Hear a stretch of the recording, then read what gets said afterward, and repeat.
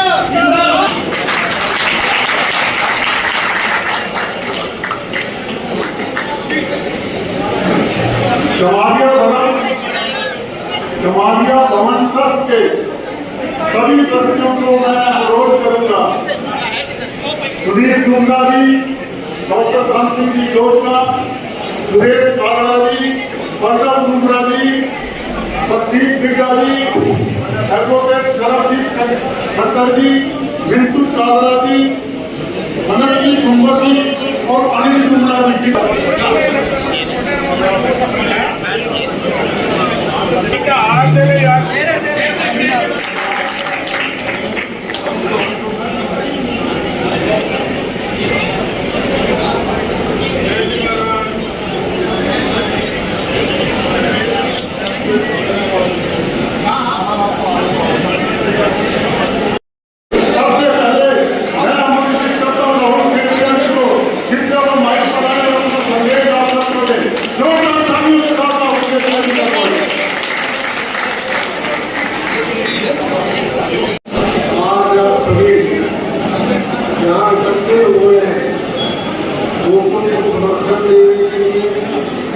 अपना प्यार देने। मैं तय दिल से आपका बहुत आभारी हूँ और मैं तो शुरू से ही आपके साथ हर समय, अच्छा समय हो बुरा समय हो, हर समय आपके साथ खड़ा मिला हूँ और बहुत किस्मत वाला हूँ कि आप जैसे दोस्त मिले तो सगे भाइयों से ज़्यादा मेरे साथ खड़े रहे। कभी भी आपका बहुत आभार। अब चुनाव में मात्र कुछ दिन रह गए हैं। आप सभी गोकुल सेविका मिलकर चुनाव को संभाले। जीत आपकी निश्चित है, इसमें कोई दो राय नहीं है, पर पकी हुई फसल को संभालना चाहिए। एक बार फिर आपका बहुत आभार और धन्यवाद। 36 ग्रामीणों का विश्वास और आशीर्वाद लेकर आपके बीच में पहुंचा है वोटों की अपील करने। आप सबसे मेरा अनुरोध जोरदार तालियों के साथ गोकुल खेतिया का स्वागत करते हुए मैं आमंत्रित करता हूँ गोकुल खेतिया जी को कृपया वो माइक पर आए और अपनी भावनाएं आपके सामने व्यक्त करें। एक नारा गोकुल खेतिया, गोकुल खेतिया।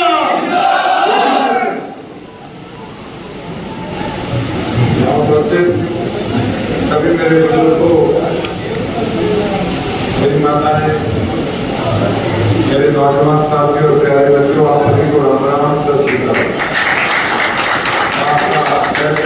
धन्यवाद करता हूँ और आभार व्यक्त करता हूँ कि आपने आज इतनी भारी संख्या में यहाँ अपनी उपस्थिति दर्ज करा के जो मुझे आशीर्वाद देने आप सब आए हैं, सदैव लोगों से किया इसको अपने और सारी चीजें आज आपके सामने और कुछ नहीं है। आप पिछले 10 सालों से देख रहे हैं कि किस प्रकार से हमारा इलाका जो है वो पिछड़ता जा रहा है। आज राजनीति केवल जातिवाद के अंदर भटके रह गई, शराब और पैसे के इस सिलसिले के अंदर खत्म होती जा रही है सच्चाई, डेवलपमेंट की सोच, किस प्रकार से हमारा इलाका प्रोग्रेस करे। आज इस सोच के साथ कोई भी राजनीति के आदमी हमारे इलाके में आगे नहीं आ रहा। मैंने तो सिर्फ एक प्रण लिया था कि मैं राजनीति के परिवार से जरूर हूँ, लेकिन हमेशा एक ही सोच रखी मन में कि किस प्रकार से एक नई सोच के साथ जो कि हमारे इलाके की तरक्की के लिए, हमारे इलाके की खुशहाली के लिए, हमारे लोगों की तरक्की और खुशहाली के लिए उस सोच के साथ आगे बढ़ा जाए और प्रगति की ओर हमारे इलाके को लेकर जाया जाए। जिस प्रकार से हमारा इलाका पूरे हरियाणा के अंदर सबसे शांतिपूर्वक इलाका है और एक धार्मिक नगरी है हमारी सिरसा, तो किस प्रकार से हमारा सिरसा जो है तरक्की के अंदर अपना झंडा बुलंद करे हरियाणा के अंदर, ये मेरी सोच के साथ मैं राजनीति में उतरा था। बाकी ठीक है, उतार चढ़ाव राजनीति का और जीवन का हिस्सा है, रोग प्रत्यारोप चलते रहते हैं, लेकिन कभी भी मैंने किसी प्रकार से किसी से कोई पर्सनली कोई रंजिश या दुश्मनी वाली बात ना मेरी सोच रही है। हाँ, राजनीतिक सोच की विचारधारा के टकराव जो है वो राजनीति के अंदर ना चाहते भी कई बार चीजें हो जाती हैं और बाद में चीजें लगती हैं कि कहाँ से कहाँ तक बातें पहुंच गई। लेकिन आपको मैं एक खुल के बात कहना चाहूंगा, क्योंकि कई बार कई चीजों को हमें स्पष्ट करना जरूरी होता है।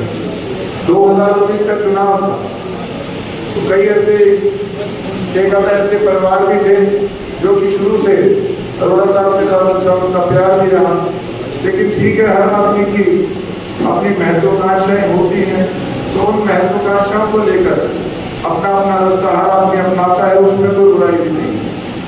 लेकिन जब बीजेपी के अंदर था मैं, तो हमारी एक बार चर्चा हुई थी पहले कि ठीक है, टिकट किसको भी मिलेगी, हम एक दूसरे के साथ चलेंगे। लेकिन जब टिकट दोनों को नहीं मिली तो उसके बाद मैंने अपने कार्यकर्ताओं की मीटिंग रखी और कार्यकर्ताओं ने हमारे पूरे परिवार ने कहा कि हम चुनाव मैदान में उतरेंगे ही उतरेंगे।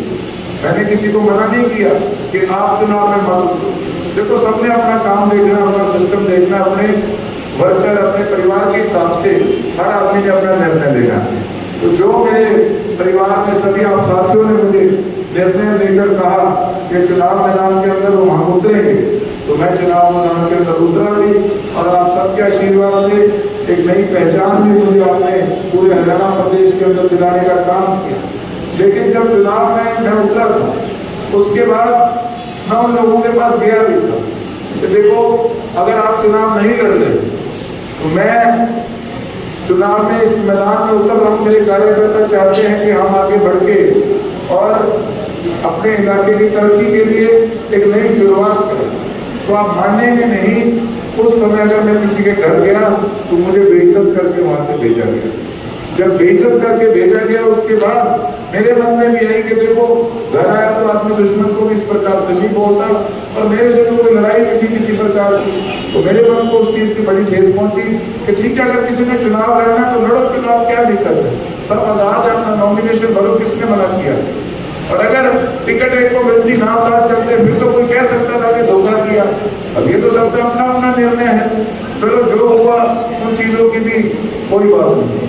बाद में चुनाव में उतरे, जब चुनाव में उतरे तो किस प्रकार से कई लोगों ने अपने सिद्धांत छोड़ के और मेरी खिलाफत करने का काम किया। 5 साल उस चीज का भुगतान सिरसा की जनता ने भी किया। और फिर अगर एक राजनीतिक सोच के साथ फिर मैदान में आए। कांग्रेस पार्टी ने मुझे खुद कहा कि हम आपको टिकट देना चाहते हैं, आपको चुनाव लड़ाना चाहते हैं और आप चुनाव लड़ो, आप जीतोगे, आगे हम आपको मजबूती भी देंगे और आपके इलाके का विकास भी कराएंगे। तो सबने अपने अपने हिसाब से अपने राजनीतिक निर्णय लेने हैं। इसकी ये सोच तो है नहीं कि मैंने किसी की काट कर दिया, मैं किसी का बुरा चाहता हूँ, लेकिन उसके बाद फिर तो उन महत्वाकांक्षाओं को लेकर अपना अपना रास्ता हर आदमी अपनाता है, उसमें कोई बुराई नहीं। लेकिन जब बीजेपी के अंदर था मैं, तो हमारी एक बार चर्चा हुई थी पहले कि ठीक है टिकट किसको भी मिलेगी, हम एक दूसरे के साथ चलेंगे। लेकिन जब टिकट दोनों को नहीं मिली तो उसके बाद मैंने अपने कार्यकर्ताओं की मीटिंग रखी और कार्यकर्ताओं ने हमारे पूरे परिवार ने कहा कि हम चुनाव मैदान में उतरेंगे ही उतरेंगे। मैंने किसी को मना नहीं किया कि आप चुनाव में मत उतरो। देखो सबने अपना काम देखना, अपना सिस्टम देखना, अपने वर्कर अपने परिवार के हिसाब से हर आदमी ने अपना निर्णय लेना। तो जो मेरे परिवार में सभी आप साथियों ने मुझे निर्णय लेकर कहा कि चुनाव मैदान के अंदर वो हम उतरेंगे, तो मैं चुनाव मैदान के अंदर उतरा भी और आप सबके आशीर्वाद से एक नई पहचान भी मुझे आपने पूरे हरियाणा प्रदेश के अंदर दिलाने का काम किया। लेकिन जब चुनाव में मैं उतरा था, उसके बाद मैं उन लोगों के पास गया भी था कि देखो अगर आप चुनाव नहीं लड़ रहे तो मैं चुनाव में इस मैदान में उतर रहा हूं। मेरे कार्यकर्ता चाहते हैं कि हम आगे बढ़ के और अपने इलाके की तरक्की के लिए एक नई शुरुआत करें। तो आप मानेंगे नहीं, उस समय अगर मैं किसी के घर गया तो मुझे बेइज्जत करके वहां से भेजा गया। जब बेइज्जत करके भेजा गया उसके बाद मेरे मन में भी आई कि देखो घर आया तो आदमी दुश्मन को भी इस प्रकार से नहीं बोलता, और मेरे से तो कोई लड़ाई नहीं थी किसी प्रकार की। तो मेरे मन को उस चीज की बड़ी ठेस पहुंची कि ठीक है अगर किसी ने चुनाव लड़ना तो लड़ो, चुनाव क्या दिक्कत है, सब आजाद है, अपना नॉमिनेशन भरो, किसने मना किया। और अगर टिकट एक को मिलती ना साथ चलते फिर तो कोई कह सकता था कि धोखा किया। अब ये तो सबका अपना अपना निर्णय है।